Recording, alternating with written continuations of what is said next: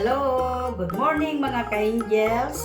Ngayon ay magluluto tayo ng sinigang na sili.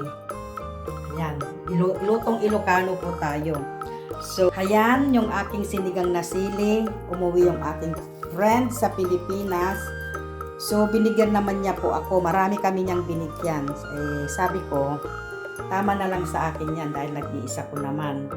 So, ayan. Paksiw na sili, hindi nawawalang sibuyas, bawang, at may matching pritong tilapia mga ka-angels. So, iminisage ko naman yung mga nagluto na kahapon na nagpaksiw ng ganito po, ng sili. Kasi hindi naman daw po maanghang. Ito po ay galing sa Pilipinas. Buti pa po ang sili nakarating dito sa Singapore. Sumakay ng eroplano ang ating sili mga ka-angels. So, yan po ang ating vlog for today. Magpapaksi po tayo ng sili. Ilocano dish po. Lutong Ilocano. Kasi Ilocano po ako. From Pangasinan to Nueva Ecija po ako. Pero nasa Nueva Ecija po ako ngayon. At andun ang aking asawa. So, ayan mga ka-angels, samahan nyo ako sa aking pagluluto ng paksiw na sili. Sino na po bang mga katulad kong Ilocano mga katulad kong mga Ilocano ka-angels, ayan. Kwan din po ba kayo sa sili? Marunong alam din nyo po bang ipinapaksiw ang sili? So, ayan, samahan nyo ako mga ka-angels sa ating pagluluto ng paksiw na sili. So, samahan nyo ako hanggang dulo sa aking pagpapaksi para alam ko paano po magluto ng paksiw na sili. Ayan. Update ko kayo mga ka-angels. Update ko kayo. Ayan. So, ayan mga ka-angels, na-prepare ko na po yung aking ingredients sa pagluluto. Ayan lang naman po sibuyas. Dinamihan ko po ng sibuyas, bawang, sakayan. Ayan po yung ating suka at bagong. At ngayon, ipreprito ko po yung aking sasahog muna tilapia. So, ayan mga ka-angels, samahan nyo ako sa aking pagluluto hanggang dulo. So, ayan mga ka-angels, may pinapainit akong mantika. Yan. Mainit na siguro, pwede nang ilagay. At ang ating pinipritong pangsahog.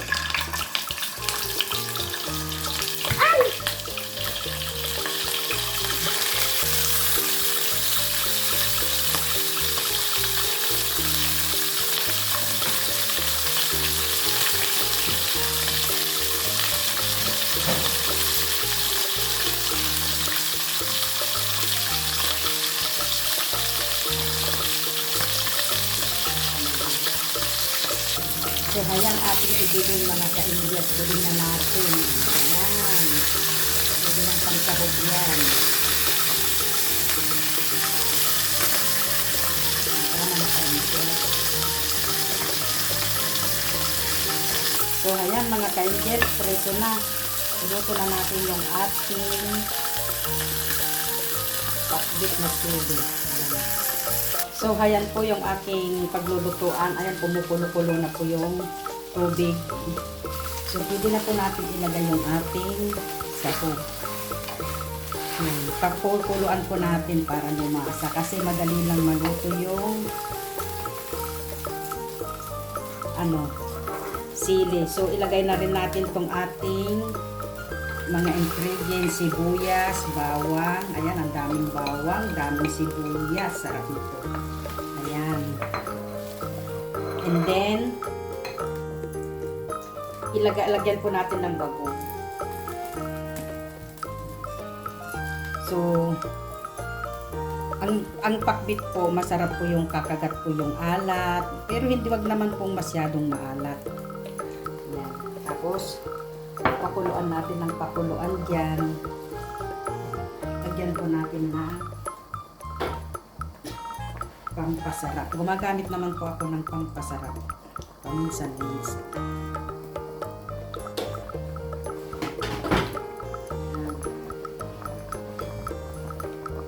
So, kumukulo na po siya. Pakuluin po natin ng pakuluin hanggang lutong-luto po yung sibuyas. Kasi madali lang po kasing maluto yung ating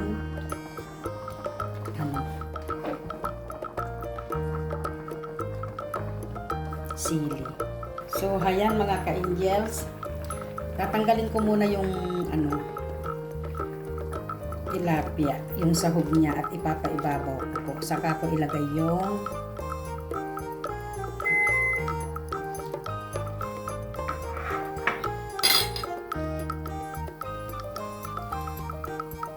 ayan mga ka-angels, ilagay na natin yung ating sili.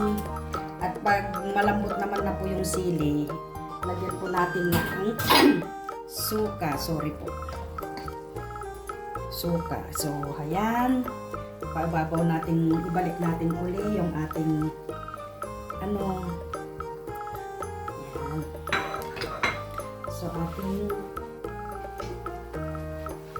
So, ating takpan mga ka-angels. So, ayan, ating takpan ating buksan mga ka-angels at tingnan natin yung ating niluluto. Wow!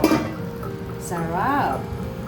So, ngayon po natin ilagay tong suka. Lagyan po natin ng suka.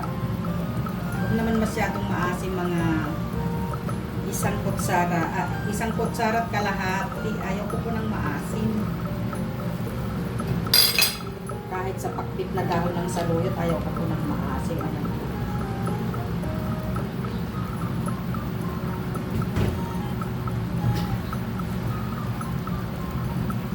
Pampasarap kain. Pakbit na saluyot, paksiw. Ayan, takpan po natin at hindi ko po, nakita nyo po, hindi ko po hinango para wag daw po maasim. Wag hahaluin. Wag hahaluin pag naglagay ng ng suka. So, hindi ko pa po hinango. Hinalo, sorry.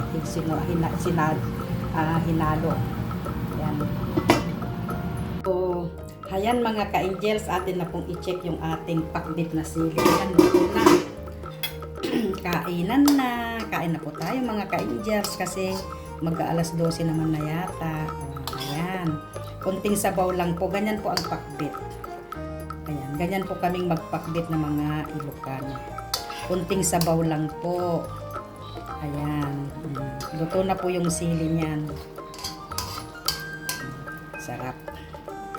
Ito po ang namis kong isang ulam. Ayan, bawang. So, ayan, kumain na po tayo ng tanghalian mga ka-angels. So, sino po ba ang mga nakakamiss dito na aking mga fellow OFW, especially sa mga katulad kong mga Ilocano. Mga Ilocano lang po yata ang may alam nito. Magpaksiw ng sili, magpaksiw ng saluyot, okra, ganyan po ginagawa namin. So, that's it mga ka-angels.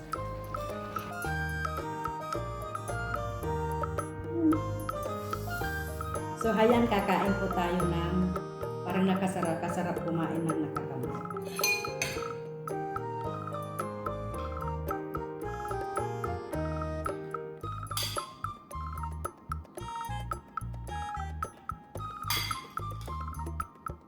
Tara, kain po tayo.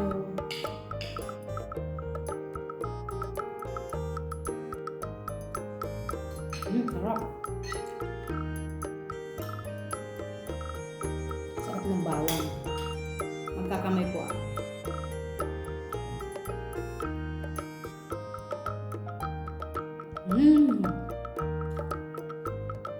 Ang sarap po ng pakbet na sili. Paksiw na sili, hindi po siya maangkan.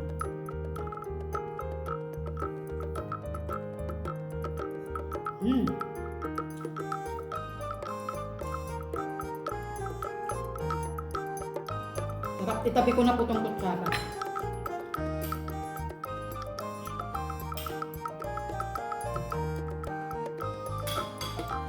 Wala, napakasarap mga ka-angels. Talagang ito po yung namis kong isang ulam. Walang anghang.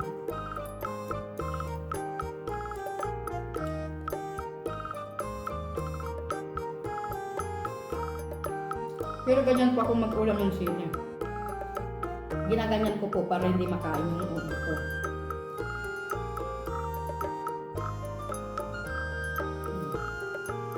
Iniisa-isa ko pong ginaganyan-ganyan ko po. So yung buto, hindi po nakakain.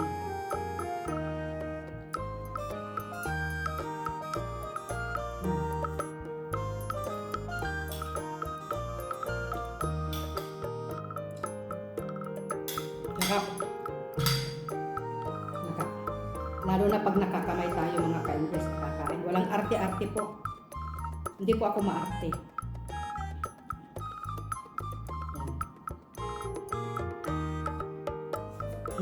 Sarap mga ka-invest. Hindi na kayo.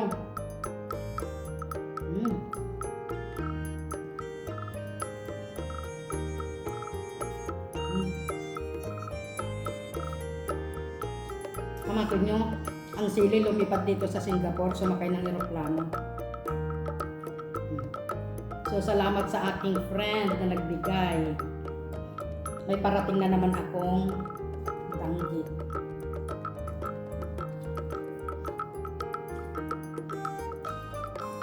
May umuwi pa akong kaibigan naman, taga Iloilo naman po.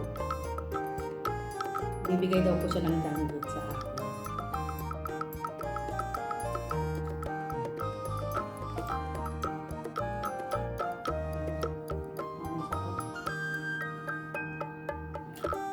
So, ayan mga ka-angels, pang second round na kanin ko na po ito. So, ayan, maraming salamat sa pagsama nyo sa aking upload video, ay sa aking pagluluto ng pinakbit na sili.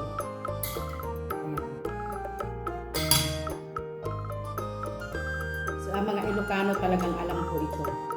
Pinakbit na sili, pinakbit na sabugot. So, maraming salamat sa pagsama nyo sa aking pagluluto mga ka-angels. So, ayan. Kain pa po ako pa.